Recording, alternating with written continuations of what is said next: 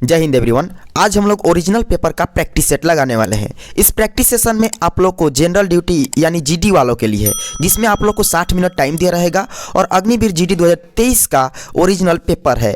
इसमें आप लोग को 2 सेशन में बांटा गया है। सेशन ए में 15 क्वेश्चन जीके का यानी सामान्य ज्ञान एवं 15 जीएस का यानी सामान्य विज्ञान का प्रश्न रहेंगे। इसमें आप लोग को टोटल मार्क्स 100 नंबर का रहेगा। तो चलते हैं अपने पहले प्रश्न से। पहला प्रश्न आपके स्क्रीन पर है कि बंगाल का विभाजन किसके शासन काल में हुआ। ये आर्मी के 3rd शिफ्ट में 2023 में पूछा गया प्रश्न है। हर प्रश्न में आप लोग को 4 ऑप्शन दिया रहेगा, जैसे कि ऑप्शन नंबर ए में दिया गया है लॉर्ड कर्जन, लॉर्ड इरविन या वैरन हेस्टिंग या इनमें से कोई नहीं। इसके बाद हम लोग इंपॉर्टेंट पॉइंट को भी हर प्रश्न में समझेंगे। बताइए इस प्रश्न का सही उत्तर। तो इसका जो फ्रेंड्स करेक्ट आंसर होगा वैरन हेस्टिंग हो जाएगा। ऑप्शन नंबर सी जो आप लोग को दिखाई पड़ रहा है वो सही उत्तर है। इस प्रैक्टिस सेशन से रिलेटेड हम लोग इंपॉर्टेंट पॉइंट को भी समझेंगे, ताकि हम लोग 2024 का एग्जाम का भी एक अच्छा लेवल तक का तैयारी होते चले, क्योंकि बहुत ही जल्द आप लोग का एग्जाम होगा और फॉर्म अप्लाई होने का भी प्रतिक्रिया चालू होने वाला है। जैसे कि इंपॉर्टेंट पॉइंट में दिया गया है आप लोगों को 1905 में 16 अक्टूबर को भारत के तत्कालीन वायसराय लॉर्ड कर्जन द्वारा बंगाल का विभाजन किया गया था। चलते हैं सेकंड नंबर प्रश्न पर। एक एक प्रश्न अनिवार्य है आप लोग को प्रैक्टिस सेशन लगाना और लास्ट में अपना स्कोर जरूर बताइएगा, क्योंकि स्कोर बताने से आप लोग को कॉन्फिडेंस लेवल ऊपर तक बढ़ेगा। जैसे कि सेकंड नंबर प्रश्न है कि अरुणाचल प्रदेश का राज्यपाल कौन है। श्री पेमा खांडू या कवल्य त्रिविक्रम परवायक या श्री सीपी राधाकृष्णन या श्री धौरन चंद्र गहलोत। तो इसका जो सही उत्तर हो जाएगा आप लोग का फ्रेंड्स ऑप्शन नंबर बी यानी केवल त्रिविक्रम परवायक। ऑप्शन नंबर जो बी है आप लोग का सही उत्तर हो जाएगा। इस प्रश्न से रिलेटेड हम लोग इंपॉर्टेंट पॉइंट को भी समझ लेंगे। इंपॉर्टेंट पॉइंट में आप लोग को दिया गया है कि श्री पेमा खांडू, जो आप लोग को ऑप्शन ए में दिखाई दे रहा था कि श्री पेमा खांडू अरुणाचल प्रदेश के मुख्यमंत्री है। अब आप लोग को 2023 में ज़्यादातर पूछा गया है राज्य और राज्यपाल से, तो हो सकता है ज़्यादा चांस कि 2024 में भी आप लोग को यहाँ से राज्यपाल और मुख्यमंत्री से प्रश्न पूछे। इसलिए आप लोग को यहाँ इंपॉर्टेंट पॉइंट में कुछ खास राज्यों और उनके राज्यपाल का नाम दिया गया है। जैसे कि झारखंड का राज्यपाल का नाम श्री सीपी राधाकृष्णन है, याद रखिएगा। उसके बाद है कर्नाटक का राज्यपाल का नाम श्री थावर चंद्र गहलोत है और केरल का राज्यपाल का श्री आरिफ मोहम्मद खान। मध्य प्रदेश का अगर आप लोग से राज्यपाल का नाम पूछा जाए तो श्री भंगू भाई छगलन भाई पटेल। ये आप लोग याद रखिएगा। इस पीडीएफ का आप लोग डाउनलोड कर सकते हैं टेलीग्राम से, डिस्क्रिप्शन में लिंक दिया रहेगा, वहां से आप लोग रिवीजन कर सकते हैं। तीसरा नंबर प्रश्न भी आपके स्क्रीन पर आ चुका है, जो कि वेरी इंपॉर्टेंट है अकॉर्डिंग टू योर एग्जाम, कि आर्य समाज का संस्थापक कौन है। आप लोग से पूछा गया है 2023 में कि आर्य समाज का संस्थापक कौन है। दयानंद सरस्वती, बिंदुसार, चंद्रगुप्त मौर्य या अशोक। तो इसका जो सही आंसर होगा आप लोग को दयानंद सरस्वती, जो कि ऑप्शन नंबर 1 यहाँ आप लोग का सही उत्तर है। इस प्रश्न से रिलेटेड हम लोग इंपॉर्टेंट पॉइंट को भी समझ लेंगे। इंपॉर्टेंट पॉइंट में आप लोग को दिया गया है कि आर्य समाज के संस्थापक स्वामी दयानंद सरस्वती ने, अगर आप लोग से डेट पूछा जाता है कब किए थे, तो आप लोग को वहां पर बताना 1857 में मुंबई में आर्य साम्राज्य की स्थापना की थी। किसने की थी? तो दयानंद सरस्वती ने। ये आप लोग को याद रखना है इंपॉर्टेंट पॉइंट से। 4 नंबर प्रश्न आपके स्क्रीन पर आया हुआ है कि मोहिनी अट्टम नृत्य किस राज्य का है, ये बताइए। बिहार, राजस्थान, तमिलनाडु, केरल। बताइए इस प्रश्न का सही उत्तर। तो फ्रेंड्स इसका जो करेक्ट आंसर होगा आप लोग को केरल का मोहिनी अट्टम नृत्य राज्य का है। ठीक है, ऑप्शन नंबर डी आप लोग का सही उत्तर है। इस इंपॉर्टेंट पॉइंट को में भी हम लोग कुछ इंपॉर्टेंट पॉइंट को समझ लेंगे, जिसमें आप लोग को दिया गया है कि मोहिनी अट्टम की शाब्दिक व्याख्या मोहिनी के नृत्य के रूप में की जाती है। हिंदू पौराणिक तथा गाथा कि दिव्य मोहिनी केरल का सशस्त्रीय एकल नृत्य के रूप में है। पौराणिक गाथा के अनुसार भगवान विष्णु ने समुद्र के मंथन के संबंध में और भस्मासुर के वध के घटना के संबंध में लोगों का मनोरंजन करने के लिए मोहिनी का विशेष धारणा किया गया था। चलते हैं 5 नंबर प्रश्न पर, जो कि आप लोग को इंपॉर्टेंट है कि राखी गढ़ी किस राज्य में है। ये आप लोग को जितने भी प्रश्न अभी तक करवा रहे हैं ये सारे इंडियन आर्मी के एग्जाम में पूछा गया है, और भी जनरल ड्यूटी यानी जीडी के एग्जाम में। बताइए इस प्रश्न का सही उत्तर। जैसे कि ऑप्शन में दिया गया है पंजाब, हरियाणा, मणिपुर या इनमें से कोई नहीं। तो इसका जो सही आंसर होगा, जो राखीगढ़ी है वो हरियाणा राज्य में स्थित है, जो कि ऑप्शन नंबर बी में आप लोग को दिखाई पड़ रहा है वो सही उत्तर है। इस प्रश्न से रिलेटेड इंपॉर्टेंट पॉइंट को भी समझे। इंपॉर्टेंट पॉइंट में दिया गया है फ्रेंड्स आप लोग का कि राखीगढ़ी हरियाणा के हिसार जिले में सरस्वती तथा दृश्यद्युति नदी के शुष्क क्षेत्र में एक स्थित महत्वपूर्ण ऐतिहासिक स्थान है। 6 नंबर प्रश्न वेरी इंपॉर्टेंट आ चुका है आपके स्क्रीन पर। इसका भी आप लोग सही सही उत्तर बताइए कि बौद्ध धर्म का पवित्र ग्रंथ कौन सा है, ये भी पूछा गया प्रश्न है। ऑप्शन नंबर ए में दिया गया है त्रिपिटक, आगम, वेद, इनमें से कोई नहीं। तो इसका जो सही आंसर होगा आप लोग को, बौद्ध धर्म का जो पवित्र ग्रंथ है वो त्रिपिटक है, जो कि ऑप्शन नंबर ए में आप लोग को दिखाई पड़ रहा है वो सही उत्तर है।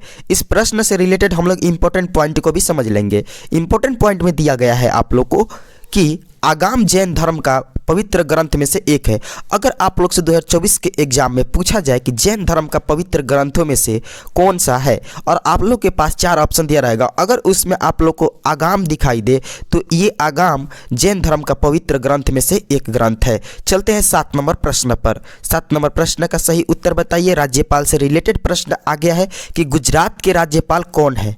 आप लोग के ऑप्शन में दिया गया है श्री सीपी राधाकृष्ण, आचार्य देवव्रत, या ऑप्शन नंबर सी है भूपेंद्र भाई पटेल, या इनमें से कोई नहीं। तो इसका जो सही उत्तर होगा, अगर आप लोग ने बता दी है तो इसको मैच कीजिए। इसका करेक्ट आंसर हो जाएगा आचार्य देवव्रत, जो कि गुजरात के वर्तमान में राज्यपाल है, जिसको हम लोग इंग्लिश में बोलते हैं गवर्नर। चलते हैं इसके इंपॉर्टेंट पॉइंट पर। इंपॉर्टेंट पॉइंट में दिया गया है कि श्री सीपी राधाकृष्ण झारखंड का राज्यपाल है, और भूपेंद्र भाई पटेल अगर आप लोग से गुजरात का मुख्यमंत्री। अगर आप लोग से 2024 के एग्जाम में पूछा जाए कि गुजरात का मुख्यमंत्री कौन है, ऑप्शन 4 में दिया रहेगा, और अगर वहां पर आप लोग को भूपेंद्र भाई पटेल दिखाई पड़े तो वो आप लोग को सही उत्तर है, क्योंकि वर्तमान में भूपेंद्र भाई पटेल ही गुजरात का मुख्यमंत्री है। चलते हैं 8 नंबर प्रश्न पर। 8 नंबर का सही उत्तर आप लोग बताइए। 8 नंबर दिया गया है कि अमरकंटक पठार से कौन सी नदी निकलती है। ये आप लोग को नदियों से भी प्रश्न 2023 में पूछा गया है, तो 100 to 10% चांस है कि आप लोग को 2024 में भी नदियों से रिलेटेड प्रश्न पूछा जाएगा, क्योंकि ये आप लोग को सिलेबस में भी दिया गया है और बार बार पूछे जाने वाले प्रश्न भी है। तो बताइए गंगा नदी, सरस्वती नदी, नर्मदा नदी, यमुना नदी। तो इसका जो सही उत्तर हो जाएगा फ्रेंड्स आप लोग का नर्मदा नदी इज द राइट आंसर है फॉर दिस क्वेश्चन का। चलते हैं इस प्रश्न से रिलेटेड इंपॉर्टेंट पॉइंट को। इंपॉर्टेंट पॉइंट से आप लोग खुद भी पढ़कर एनालिसिस कर सकते हैं और समझ सकते हैं। अमरकंटक नर्मदा नदी, सोन नदी और जोहिला नदी का उद्गम स्थान भी है। नेक्स्ट प्रश्न 9 नंबर पर चलते हैं। 9 नंबर प्रश्न आपके स्क्रीन पर आ गया है। स्पोर्ट्स से प्रश्न लिया गया है और ये पूछा गया भी प्रश्न है इंडियन आर्मी के एग्जाम में। जितने भी प्रश्न आज का हो रहा है ये ओरिजिनल पेपर है आप लोग का। मिताली राज का संबंध किस खेल से, ये बताइए। Football, hockey, badminton, cricket. बहुत ही इजी सवाल और पूछा गया प्रश्न है। तो इसका जो सही उत्तर हो जाएगा, आप लोग को भी पता है कि मिताली राज क्रिकेट से संबंधित है और क्रिकेट से संबंध रखती है, क्रिकेट भी खेलती है। इस प्रश्न से रिलेटेड इंपॉर्टेंट पॉइंट को भी आप लोग जान लीजिए। अगर 2024 में यहाँ से भी क्वेश्चंस बने तो आप लोग को सही उत्तर बताना है। अगर आप लोग से यहाँ से क्वेश्चंस 2024 में बने कि मिताली राज क्रिकेट में, महिला क्रिकेट में दोहरा शतक लगाने वाली पहली खिलाड़ी का नाम, और ऑप्शन में दिया जाए तो वहाँ पर आप लोग को मिताली राज ही सही उत्तर होगा, क्योंकि मिताली राज ही ने दोहरा शतक लगाने वाली पहली महिला क्रिकेटर बनी थी।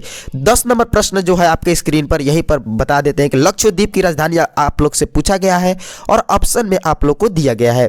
बताइए इसका सही उत्तर। नई दिल्ली, कोलकाता, कवरत्ती, माले। इसका सही उत्तर आप लोग फटाफट बता दीजिए।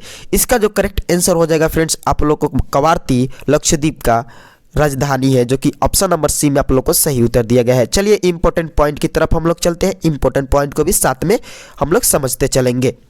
इंपॉर्टेंट पॉइंट में दिया गया है कि सभी द्वीपों को केरल के तटीय शहर को कोची से 220 से 440 किलोमीटर दूर पन्ना अरब सागर में स्थित है, ठीक है, और आजकल हाईलाइटेड भी है। 11 नंबर प्रश्न आप लोग से बांध से पूछा गया है, जो कि ये 2023 में का प्रश्न है कि हीराकुंड बांध किस नदी के तट पर स्थित है। और मैं जब रात 8 बजे प्रैक्टिस सेशन करवाता हूं तो हमेशा ये सवाल को 2 से 3 बार डाल चुका हूं प्रैक्टिस सेशन में। अगर आप लोग डेली करते होंगे तो ये आप लोग को पता होगा। ऑप्शन में दिया गया है नर्मदा नदी, महानदी, ताप्ती नदी, हुगली नदी। तो फ्रेंड्स इसका जो सही उत्तर है फटाफट बता दिए। लेकिन अगर आप चैनल पर नए हैं तो चैनल को भी सब्सक्राइब कर लीजिएगा, नोटिफिकेशन बेल आइकन को भी ऑन कर लीजिएगा।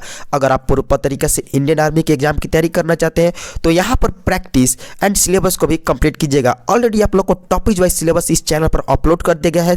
प्लेलिस्ट पर जाकर पूरा पढ़ सकते हैं, क्योंकि 2024 का एग्जाम आप लोग को 100% चांस है कि अप्रैल में आप लोग को करा लिया जाएगा। तो आप लोग प्रैक्टिस अच्छे से लगाइए और मैं प्रैक्टिस के साथ साथ इंपॉर्टेंट पॉइंट भी देता हूं ताकि आप लोग को ज़्यादा हेल्पफुल मिले एग्जाम की प्रिपरेशन में। बताइए इस प्रश्न का सही उत्तर कि हीराकुंड बांध किस नदी के तट पर स्थित है। तो इसका जो सही उत्तर होगा फ्रेंड्स, आप लोग को भी पता है, महानदी के तट पर स्थित है। चलिए चलते हैं, इसके इंपॉर्टेंट पॉइंट के भी समझ लेते हैं, जो आप लोग को डाउट होगा यहाँ पर क्लियर हो जाएगा। हीराकुंड बांध अगर आप लोग से राज्य पूछे तो उड़ीसा में स्थित महानदी पर निर्मित एक बांध है। यह संबलपुर से 15 किलोमीटर दूर है। 1957 में महानदी पर निर्मित यह बांध संसार का सबसे बड़ा एवं लंबा बांध है। ये आप लोग याद रखिएगा, इंपॉर्टेंट पॉइंट को भी आप लोग रिवीजन कर सकते हैं। 12 नंबर प्रश्न आपके स्क्रीन पर है कि जल्लीकट्टू खेल किस राज्य से प्रसिद्ध है? किस राज्य का प्रसिद्ध है? उड़ीसा का, राजस्थान का, तमिलनाडु का या केरल का? तो इसका सही उत्तर आप लोग बताइए फटाफट। इसका जो करेक्ट आंसर होगा आप लोग को भी पता है और नहीं पता है तो याद कर लीजिए कि जल्लीकट्टू खेल जो है तमिलनाडु का प्रसिद्ध खेल है, जो कि ऑप्शन नंबर सी आप लोग का सही उत्तर दिया गया है।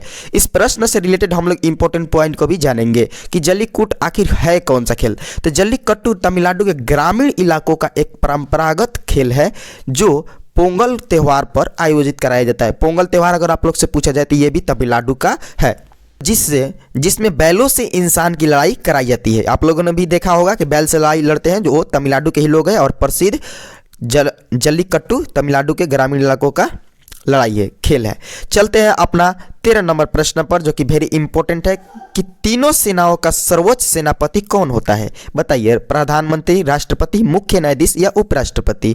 इसका सही उत्तर हो जाएगा फ्रेंड्स आप लोग को राष्ट्रपति, जो कि ऑप्शन नंबर बी आप लोग का क्या है, करेक्ट उत्तर है। तीनों सेनाओं का सर्वोच्च सेनापति राष्ट्रपति ही होता है। इस प्रश्न से रिलेटेड हम लोग इंपॉर्टेंट पॉइंट को भी जान लेंगे। इंपॉर्टेंट पॉइंट में आप लोगों को दिया गया है, अगर आप लोग से 2024 में एग्जाम में क्वेश्चन बनता है कि वर्तमान में तीनों सेनाओं का अध्यक्ष कौन है, और ऑप्शन में आप लोग को जहां जनरल मनोज पांडे दिखाई दे वो आप लोग को करेक्ट उत्तर है, क्योंकि वर्तमान में तीनों सेनाओं का अध्यक्ष जनरल मनोज पांडे ही है।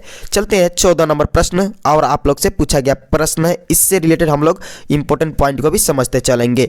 बताइए इसका सही उत्तर कि इसरो का मुख्यालय कहाँ स्थित है? पूछा गया प्रश्न है, आंध्र प्रदेश, बेंगलुरु, केरल, नई दिल्ली। तो इसका जो सही उत्तर होगा आप लोग को भी पता है कि इसरो का जो मुख्यालय है वो बेंगलोर में स्थित है, यानी ऑप्शन नंबर बी आप लोग को करेक्ट उत्तर है।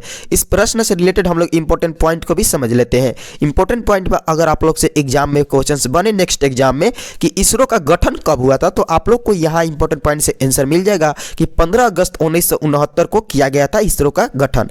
अगर आप लोग से पूछा जाए 2024 के एग्जाम में कि इसरो का फुल फॉर्म यानी पूरा नाम क्या है, तो आप लोग को बताना है भारतीय अंतरिक्ष अनुसंधान संगठन है। जहां भी आप लोग को ऑप्शन में दिखाई पड़े इसको क्लिक करके आगे निकल जाएगा, राइट होगा 100 to 10%। चलते हैं 15 नंबर प्रश्न पर, जो कि 15 नंबर प्रश्न आपके स्क्रीन पर आ चुका है कि बांग्लादेश की संसद का नाम बताइए। यह भी पूछा गया प्रश्न है, ऑप्शन आपके स्क्रीन पर है, पढ़ सकते हैं। उसके बाद सेक्शन बी के हम लोग प्रश्न को देखेंगे, प्रैक्टिस लगाएंगे, जो कि ऑलरेडी पूछा गया प्रश्न है। जातीय संसद, डायट, सोरा, इनमें से कोई नहीं।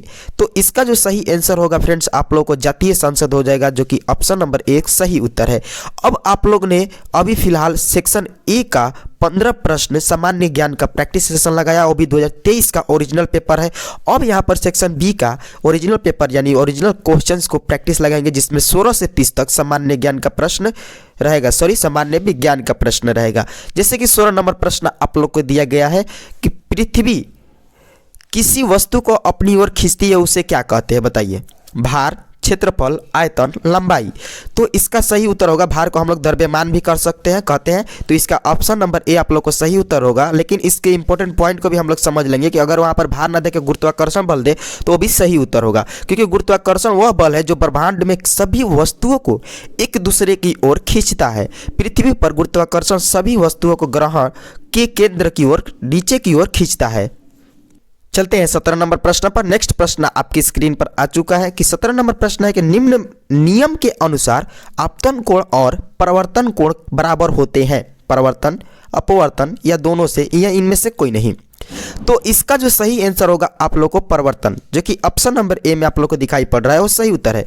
इसके इंपॉर्टेंट पॉइंट को भी हम लोग नीचे समझ लेंगे। इंपॉर्टेंट पॉइंट में आप लोग को दिया गया है कि यदि एक प्रकाश किरण को समतल सपाट पालिश पृष्ठ से परिवर्तित किया जाता है तो इसका आपतन कोण हमेशा परिवर्तन कोण के बराबर होगा, अर्थात आपतन कोण इक्वल टू परिवर्तन कोण।